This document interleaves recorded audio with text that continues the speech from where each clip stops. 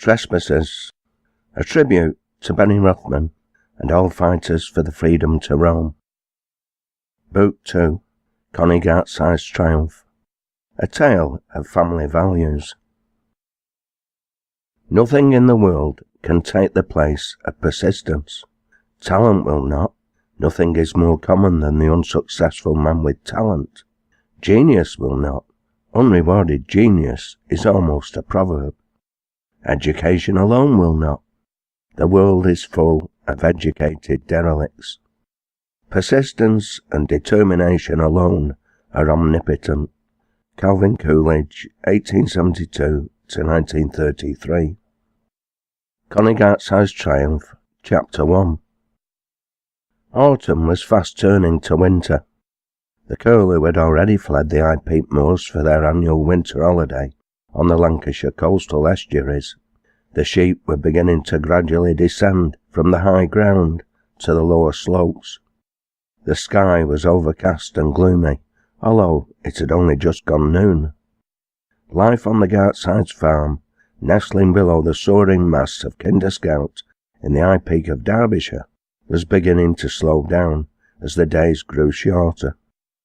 However, the playground of nearby Birchvale Secondary School did not reflect this seasonal change. The prevailing atmosphere was one of shrieks and giggles and laughter, as a horde of boisterous children participated in the variety of activities children do best when freed from study and classwork. Connie Gartside, in her second year at the school, stood out from the rest, apart from one other, a boy of her own age, with whom she was deep in conversation.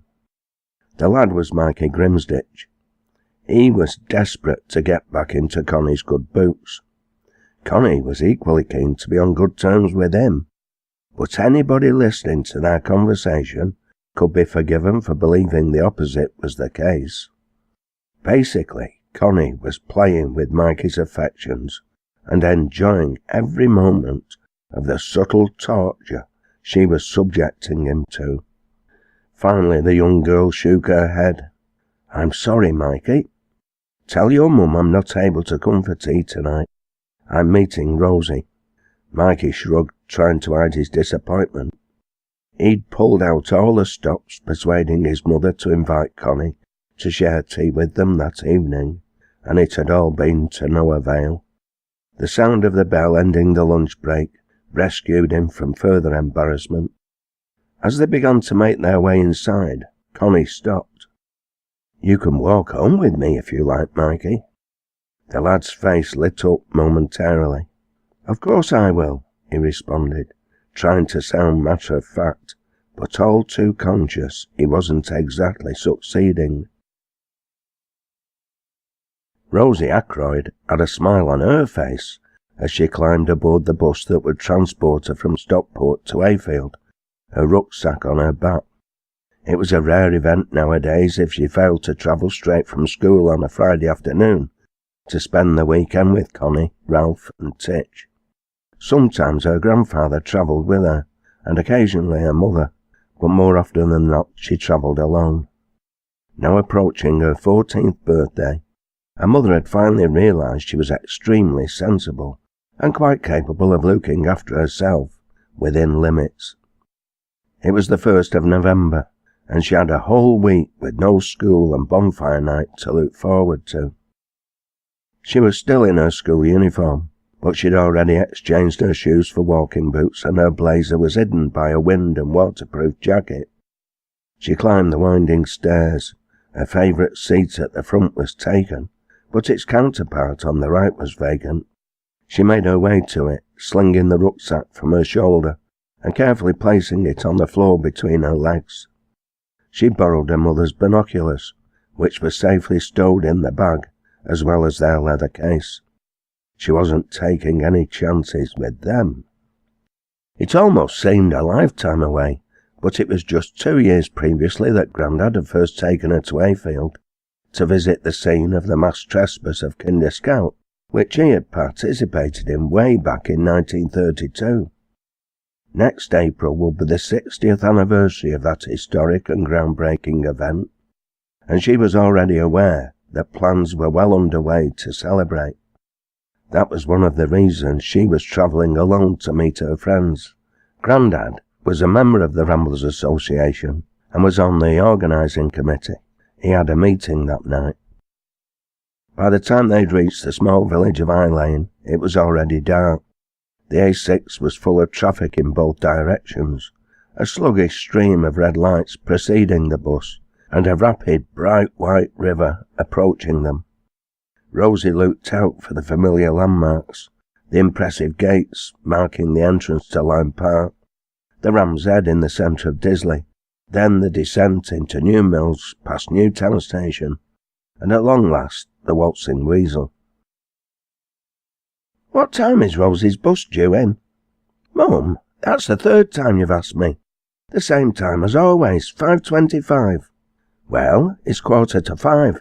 Don't you think you should be on your way?" "Oh my goodness, is it that late?" "Wrap up warm, love, and don't forget your torch." "I'll come with you, Connie." Ralph was already donning his jacket and Titch was standing by the kitchen door, eager to join them. Their timing was perfect.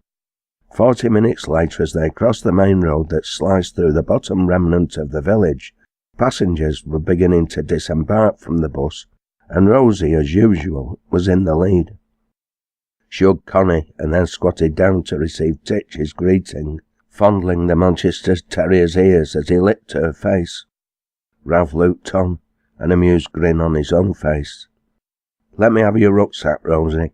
She rose, swinging the bag from her shoulder to hand it to him. "How are you, Ralph?" "Fine, Rosie. Let's get moving. The wind's beginning to bite." They made their way across the main road and into Hayfield proper to begin their journey up to Colwell Clough and the farm. Rosie suddenly became aware of the wind.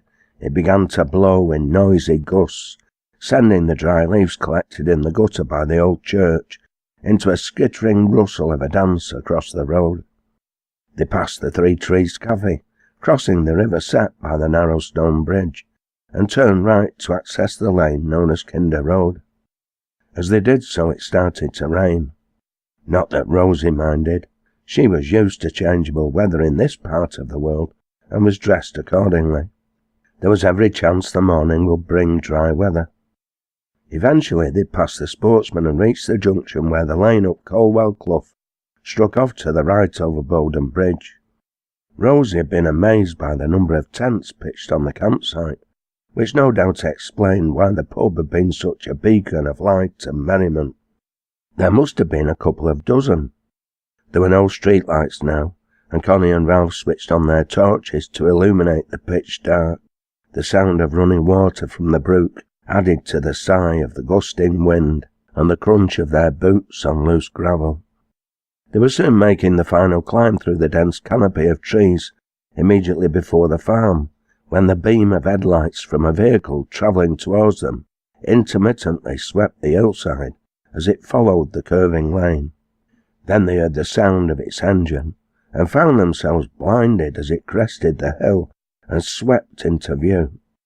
Instinctively all three moved to the right-hand side of the lane, leaning against the dry stone wall, turning away to protect their eyes from the glare. The vehicle kept its lights on full beam as it swept past them at speed. Ralph, turning as it passed, realised it was a Land Rover towing a covered trailer. He watched as it descended the hill and turned left down Kinder Road, barely slowing down to negotiate the junction. "Maniac!" he ejaculated angrily. "Was that Billy Cragg?" Connie asked. "No, his Land Rover's grey, not blue. Anyway, he'd have slowed down and dipped his headlights as soon as he saw us."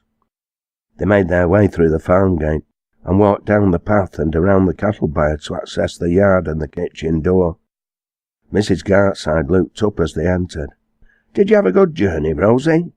"Yes, thanks, Mrs. Gartside." "Apart from the fact we were nearly mown down by a road dog," Connie added. The expression on Mrs. Gartside's face immediately changed to one of concern. "Road dog?" "A Land Rover and trailer," Ralph explained, "under the trees where the lane narrows. He shot through as though the devil was on his wheels." Elsie blanched. This was the spot where the motorcyclist had hit Connie, and where her daughter had lost the bottom half of her right leg. Connie, sensing her mother's alarm, reacted accordingly. "Don't be upset, Mum. As you can see, we're all safe and sound."